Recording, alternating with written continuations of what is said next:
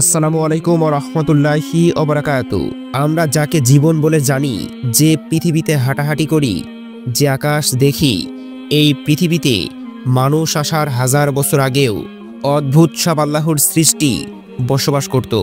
পৃথিবী ছিল আগুন, ধোঁয়া আর অন্ধকারে ভরা এবং ফিতনা রাজ্য। আল্লাহ তাআলা ফেরেশতাদের সামনে ঘোষণা করেছিলেন, আমি পৃথিবীতে প্রতিনিধি সৃষ্টি করতে যাচ্ছি। তখন ফেরেশতারা বলেছিল, হে আল্লাহ, আবার কি আপনি কাউকে সৃষ্টি করবেন যারা রক্তপাত করবে? প্রিয় দর্শক, ফেরেশতারা এমন কেন বলেছিলেন? তারা কাদের কথা বলেছিলেন? আজকের ভিডিওটিতে আমরা কোরআন এবং হাদিসের আলোকে তুলে ধরব। আদম আলাইহিস সালামের আগের রহস্যময় দুনিয়া, সেই অদ্ভুত সৃষ্টি আর পৃথিবীর অবাক করা ইতিহাস, যা শুনলে আপনি অবাক না হয়ে পারবেন না। মহান আল্লাহ তাআলা পৃথিবী সৃষ্টি করেছিলেন আদম আলাইহিস সালামের বহু যুগ আগে। তখন পৃথিবী ছিল অস্থির আগুনের বলয়, ধোঁয়ায় ভরা আকাশ, গলিত পাথর এবং উত্তপ্ত সমুদ্রের বিস্ময়কর মিশ্রণ।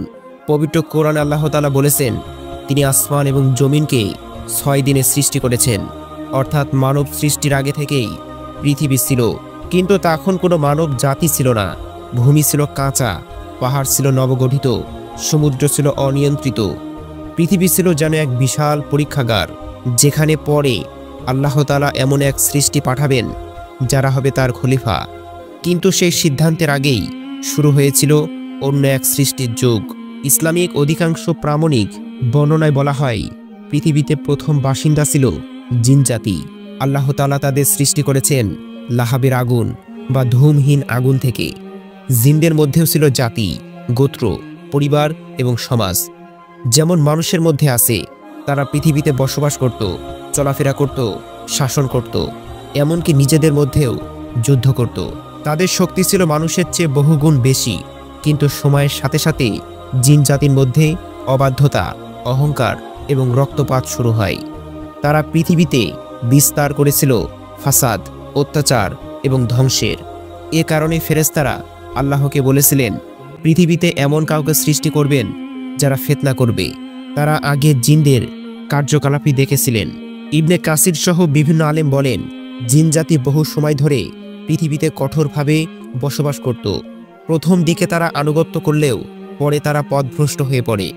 তারা নিজেদের মধ্যে ভয়ঙ্কর যুদ্ধ করত, এক জাতি আরেক জাতিকে হত্যা করত। পৃথিবীর পাহাড়, দ্বীপ, মরুভূমি সর্বত্র তাদের দখল এবং সংঘর্ষ চলত।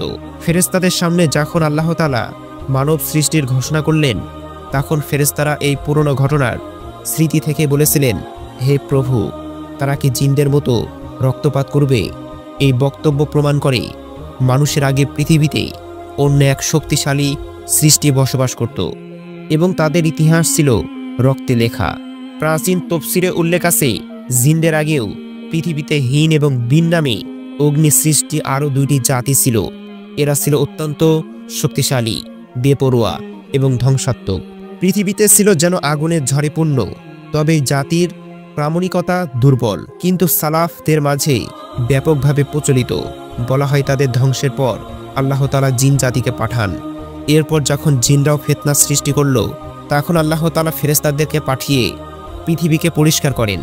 এটাই ছিল মানব সৃষ্টির আগের শেষ প্রস্তুতি, যেখানে আল্লাহ তাআলা নতুন এক জাতিকে পাঠাবেন যারা হবে জ্ঞান, বোধ, বিবেক এবং দায়িত্বশীলতার প্রতীক। আদম আলাইহিস সালামের আগের পৃথিবীতে ছিল ভয়ঙ্কর প্রাকৃতিক পরিবেশ। আগ্নেয়গিরির অগ্নিপাত ছিল স্বাভাবিক।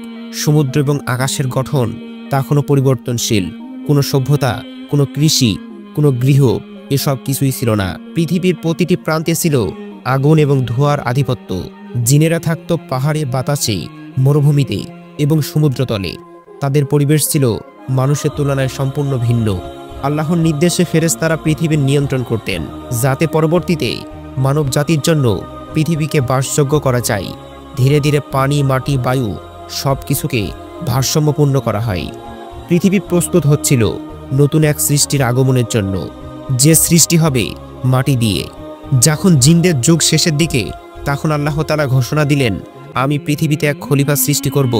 ফেরেশতারা বললেন, হে আল্লাহ, আপনি কি এমন কাউকে সৃষ্টি করবেন যারা ফাসাদ করবে?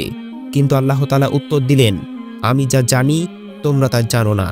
এর অর্থ মানুষ জিনদের মতো শুধু ধ্বংসকারী নয়, বরং তারা জ্ঞানী হবে, আল্লাহর বিধান বহনকারী হবে, পৃথিবীর নেতা। এই ছিল মানব সৃষ্টির সূচনার ঘোষণা, যা পৃথিবীর ইতিহাসে এক বিশাল পরিবর্তনের দরজা খুলে দেয়। আল্লাহ তাআলা যখন কাদামাটি দিয়ে আদম আলাইহিস সালামকে তৈরি করলেন, তখন পৃথিবীর ইতিহাসে নতুন যুগের সূচনা হলো। ফেরেশতারা তাকে সিজদা করলেন আল্লাহর নির্দেশে, কিন্তু ইবলিস অহংকার করল, যার ফল আমরা আজও দেখি। আদম আলাইহিস সালামের সৃষ্টি ছিল জ্ঞান, আলো, হেদায়েত এবং দায়িত্বতার প্রতীক। প্রিয় দর্শক, জিন জাতিদের ইতিহাস আমাদেরকে শেখায় যে জাতি আল্লাহর আদেশ অমান্য করে, পৃথিবীতে ফিতনা সৃষ্টি করে, তাদের পতন অবশ্য গাম্ভীর। মানুষকে আল্লাহ তাআলা সৃষ্টি করেছেন দায়িত্বশীল প্রতিনিধি হিসাবে, কিন্তু আমরা যদি জিনদের মতো ভুল পথে হাঁটি, তাহলে আমাদের কাছে পৃথিবীর অবস্থা জাহান্নামের মুখোমুখি হয়ে যাবে। আদম আলাইহিস সালামের পরবর্তী পৃথিবী ছিল আগুন এবং অস্থিরতা এবং ধ্বংসের প্রতীক, আর আল্লাহ মানুষকে পাঠিয়েছেন শান্তি, ন্যায় এবং ইবাদত এবং হেদায়েতের জন্য। এই বার্তায় সত্যিকার অর্থে আমাদের জন্য দিক নির্দেশ। প্রিয় দর্শক, আজকের এই ভিডিওটিতে আমরা জানলাম মানুষ আসার আগে পৃথিবী কেমন ছিল, কে ছিল পৃথিবীর প্রথম বাসিন্দা, আর কেন আল্লাহ তাআলা মানুষকে খলিফা হিসাবে পাঠালেন। পৃথিবীর ইতিহাস শুধু বিস্ময় নয়, এটি আমাদের জন্য বড় শিক্ষা। ভিডিওটি ভালো লাগলে অবশ্যই আমাদের চ্যানেলকে সাবস্ক্রাইব করুন।